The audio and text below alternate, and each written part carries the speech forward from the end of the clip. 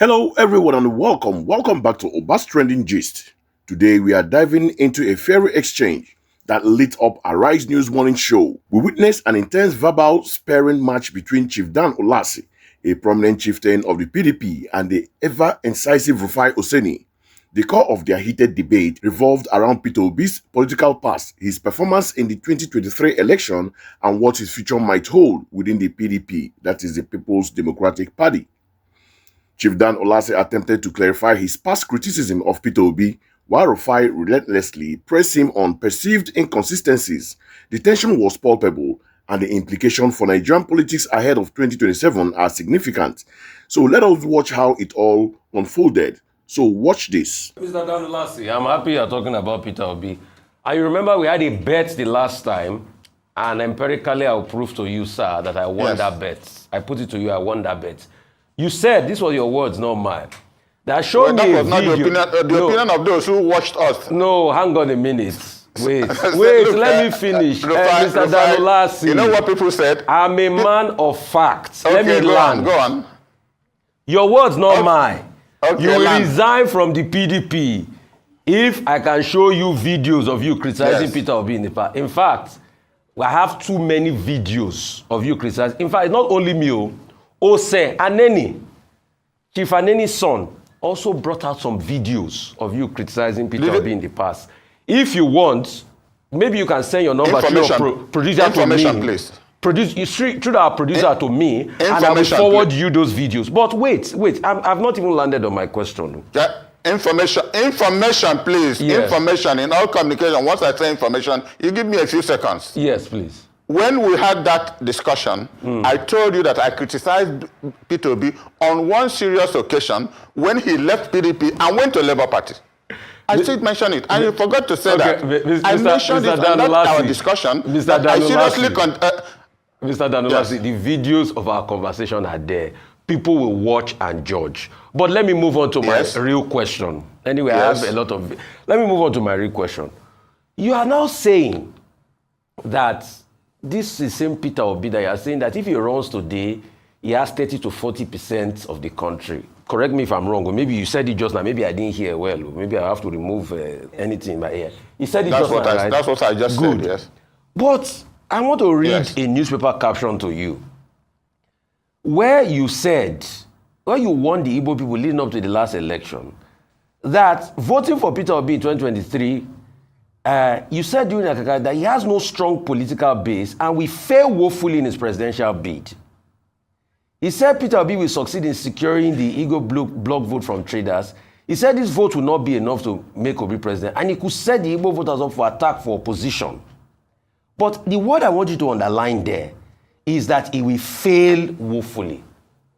So how come a man that you said will fail woefully, but that got over 6 million votes, that won Lagos, which is not only an Igbo voting area, and won some other parts of this country, is now the one you are saying that if he joins the PDP.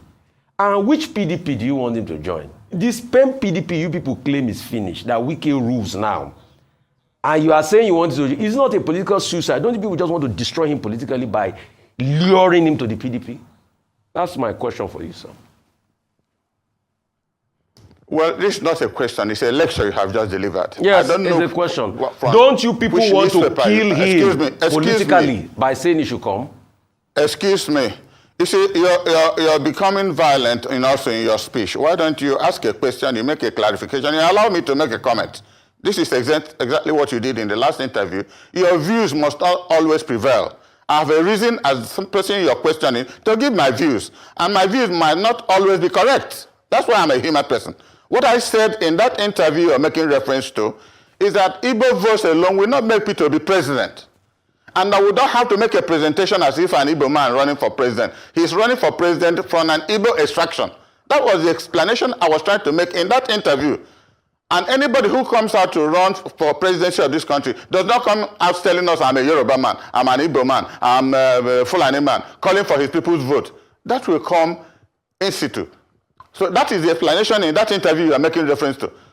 So if the paper you are quoting did not represent what I said properly, it's unfortunate. I don't know which paper you are quoting. But all I have said is that in the past, we were with Peter Obi in PDP. And he ran as our vice presidential candidate. We attended a meeting with him in Oka, where he told our people that he was going to run for presidency. And not long after that, he left us without consultation and joined the Labour Party. People were bound to be annoyed. That's what I was saying in my interview. And that involved criticism, that you must be able to have some principles of relating to those you are working with. About 3-4 weeks ago, he was in my house in Enugu, and we were discussing the same thing. I said, in all things you do, give proper information and communication to those you are discussing with. Don't take anybody for granted. Because people have laid a lot of, sacrifices, a lot of resources down in this journey. Rufai, that was what I was saying exactly. And in such doing, you have to criticize. Politics is about criticism, even if it's your brother or your mother running. But it doesn't have to be, maligning somebody's character. Ulasi, no. My question to you have to point out what shortcomings somebody has, especially if it's not working with you anymore. Very good. My question to you is, yes. Aren't you people leading Peter Obi to a slaughter slab by calling him to come and join a PDP that Wike has pretty much taken over and prevails over?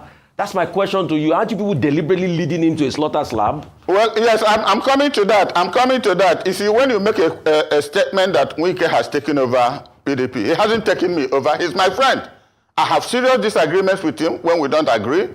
Even in the national executive meeting we attend, we had 2 national executive meetings in the past 2 months. There are a lot of people who don't support him. And he knows that.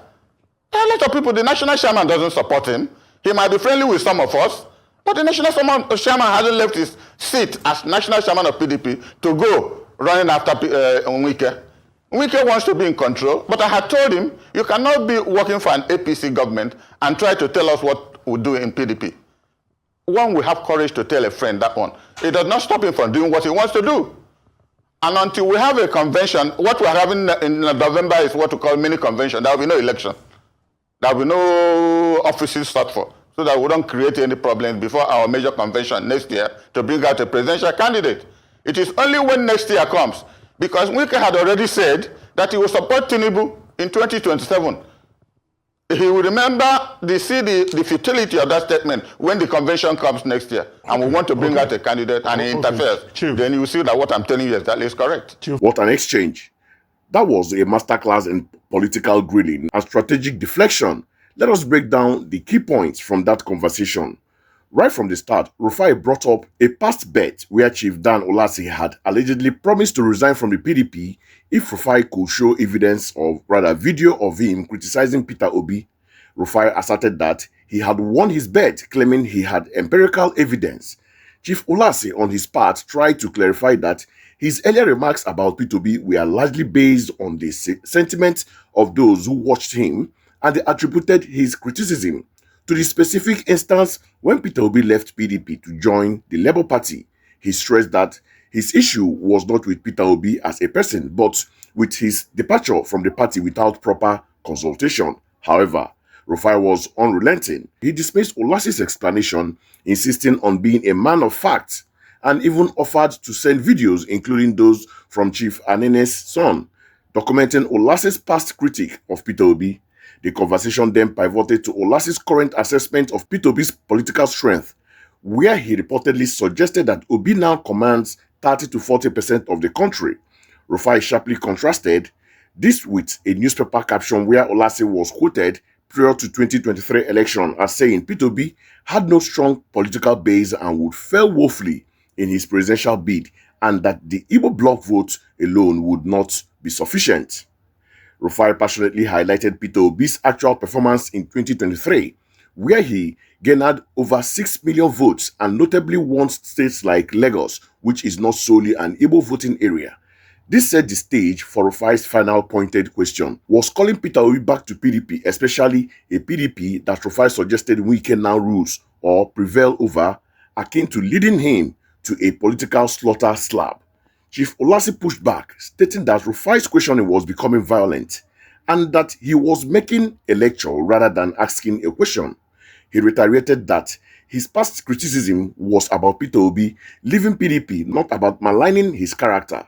He emphasized that in politics, criticism is normal even for family members, but it shouldn't involve character assassination. Ulasi also stated that Wike has not taken over the PDP and that many within the party, including the national chairman, don't support Wike's position, further suggesting that one cannot work with an opposition government and dictate terms within the PDP. Now, for my critical take on all this interview perfectly encapsulates the complex, often contradictory nature of Nigerian politics and the media's role in holding politicians accountable. Chief Ulasi's attempt to contextualize his past statement about Peter Obi highlights the challenge many politicians face in maintaining a consistent narrative, especially when political allegiances and dynamics shift, while he argued that his criticism was pure on principle regarding Obi's party defection. They will woefully remark, as highlighted by Rufai, does pose a significant challenge to his current narrative of support or even encouragement for Peter Obi to rejoin the PDP. Rufai Oseni, true of his style, demonstrated relentless investigative journalism using past statements and documented facts to push for accountability. His man of facts approach puts Chief Ulasi squarely on defensive, exposing the fluidity of political opinion and the often convenient reinterpretations of history. The question of luring Peter Obi to a slaughter lab is a potent metaphor, forcing a crucial discussion about the strategic risk and reward for Peter Obi should he consider to move back to the PDP. It questions whether the invitation is a genuine attempt at party unity and strengthening or a calculated move to neutralize a formidable political force by subsuming him within a potentially fractured party structure. Furthermore, Ulasi's comment about Wike not having taken over the PDP and internal dissent against him subtly reveals the ongoing power struggle within the party post-2023. This internal wrangling, combined with the perception of a spent or weakened PDP, makes the prospect of Peter Obi rejoining even more fraught with political peril. Ultimately, this debate is not just about Peter Obi or Chief Ulasi. It reflects the larger ideological and strategic battle shaping Nigeria's political landscape as we inch closer to 2027. It challenges us to look beyond surface-level pronouncement and delve into the underlying motives and implication of political maneuvering. So, what are your thoughts on this heated discussion? Do you believe Chieftain Ulasi's explanation of his past criticism hold water, or was Rufai Oseni right to press him on his perceived inconsistencies? Is Peter Obi's return to PDP a strategic masterstroke or, as Rufai suggested, a political trap? Let us know your opinion in the comments below. Don't forget to like, share, and subscribe to Obas Trending Gist for more incisive analysis and trending news.